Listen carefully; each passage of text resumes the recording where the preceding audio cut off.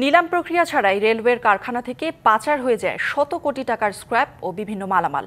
পাচারের সাথে জড়িত খোদ রেলের কর্মকর্তা কর্মচারীদেরই প্রভাবশালী একটি চক্র। সম্প্রতি চট্টগ্রামের রেলওয়ে পূর্বাঞ্চলের ক্যারেজ অ্যান্ড ওয়াগন মেরামত কারখানায় দুদকের অভিযানে মিলেছে এমন সত্যতা। অথচ রেলের তদন্তে কোনো অনিয়মই ধরা পড়েনি, জানিয়ে চলছে তোলপাড়।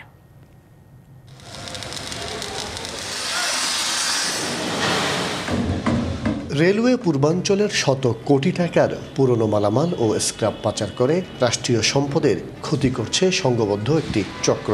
এমন অভিযোগে রেলওয়ের প্রধান সরঞ্জাম নিয়ন্ত্রক ও পাহাড়তলী ক্যারেজ অ্যান্ড ওয়াগন মেরামত কারখানায় অভিযান চালায় দুদক।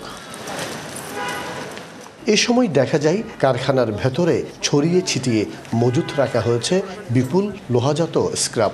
একটি চক্র দীর্ঘদিন ধরে স্ক্র্যাপ আত্মসাৎ ও গোপনে পাচার করছে।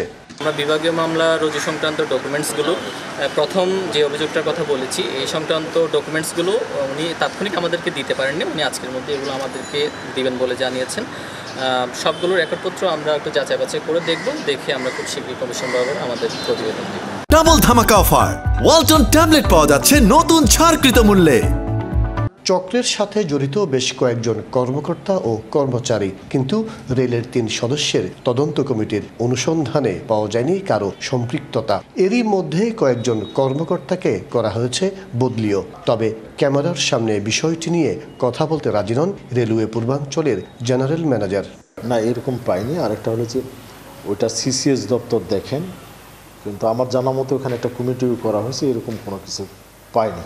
সম্পৃক্ত পেলে তো তাদের বিরুদ্ধে ব্যবস্থা নেওয়া হবে, এটা তো কোনো সুযোগ নাই। এটা দুদকে আসার আগে যে কমিটি দিচ্ছে ওদের তাকের সাথে বলে কি মাল গেছে, ওরা আমরা এগুলো একটা সরজমিনে একবার দেখি, ওগুলো ওই যে ওরকম কোনো রেলের ক্ষতি বা এরকম কিছু এটা আমরা ওইটা রিপোর্ট দিচ্ছি, আমরা সব তথ্যপত্র দিয়ে এটা রিপোর্ট দিচ্ছি আর কি।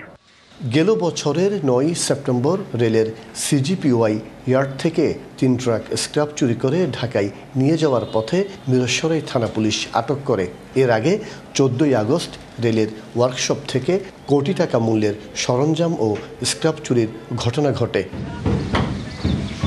মাসুদুল হক, ডিবিসি নিউজ, চট্টগ্রাম।